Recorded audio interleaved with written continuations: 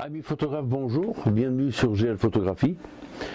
Alors aujourd'hui on va parler d'un principe fondamental en photographie, le triangle d'exposition. Alors si vous voulez comprendre comment bien exposer vos photos et avoir le contrôle total sur vos images, restez jusqu'à la fin parce que je vais vous expliquer cela très simplement.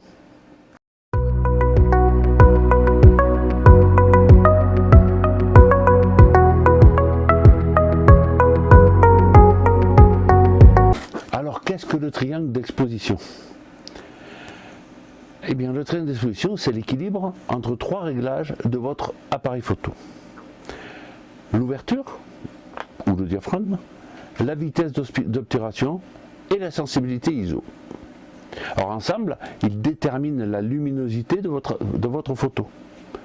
Vous savez que la photo c'est essentiellement de la lumière. Mais attention, chacun de ces réglages a aussi un effet secondaire créatif très important. On va les voir un par un.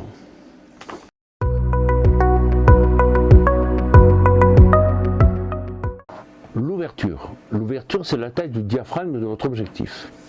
Plus vous ouvrez grand, par exemple à f1.8, plus vous avez de lumière qui rentre. Donc par conséquent, à f16, mais vous avez moins de lumière. L'effet principal, donc, pour l'ouverture, c'est une plus ou moins de lumière, suivant l'ouverture que vous utilisez sur le diaphragme. Et l'effet secondaire, eh bien, ça joue sur la profondeur de champ. Avec une grande ouverture comme f1.8, f1.4, f1.2, l'arrière-plan devient flou. Et ça donne ce fameux effet bokeh. Avec une petite ouverture, c'est-à-dire à f16, comme je vous ai expliqué, ben, toute l'image quasiment est nette.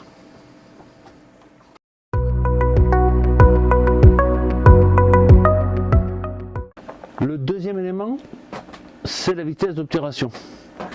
La vitesse, c'est le temps pendant lequel le capteur reçoit la lumière.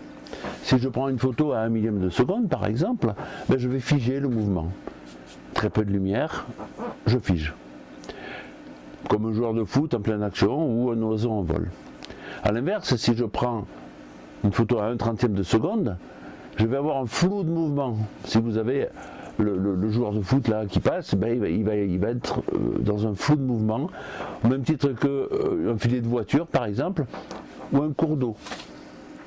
Alors l'effet principal, c'est plus ou moins de lumière bien entendu, mais l'effet secondaire, c'est de figer ou de montrer le mouvement.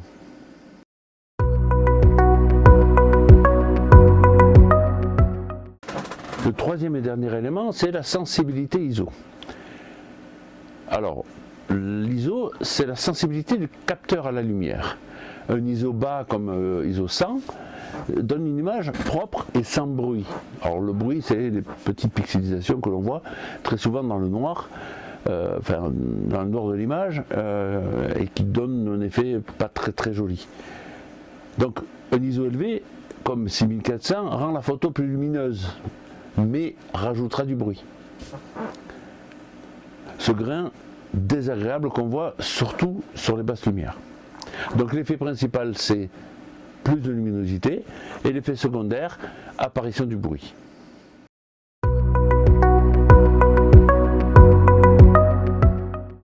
Alors comment les trois interagissent? Il faut retenir que ces trois réglages sont liés en fait. Si je ferme l'ouverture, donc moins de lumière, il faut compenser en ralentissant la vitesse pour faire entrer plus de lumière ou en augmentant la sensibilité ISO pour augmenter la luminosité. C'est toujours un équilibre entre ces trois-là. Par exemple, pour un portrait, je vais plutôt privilégier une grande ouverture à f2.8 par exemple, pour avoir un flou derrière le sujet, et ce qui fait détacher le sujet de la photo. Pour du sport, je vais privilégier une vitesse rapide, 1 millième, pour figer l'action, ou en animalier, un oiseau à 1/2 millième. Et en soirée, je vais sans doute devoir monter l'ISO à cause de la basse lumière, sinon la photo sera beaucoup trop sombre.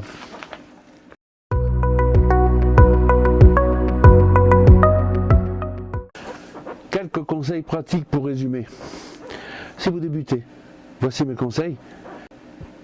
Si vous voulez gérer la profondeur de champ, eh ben, il faut utiliser la priorité ouverture. Si vous voulez gérer des sujets en mouvement, privilégiez la priorité à la vitesse. Et dans tous les cas, essayez de garder l'ISO le plus bas possible pour éviter le bruit numérique. Voilà, vous connaissez maintenant le triangle d'exposition, l'ouverture pour la profondeur de champ, la vitesse pour le mouvement et l'ISO pour le bruit numérique.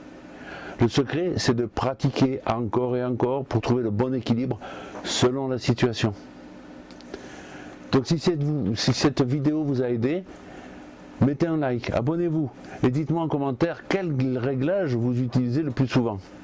On se retrouve très vite pour une prochaine vidéo photo. À bientôt.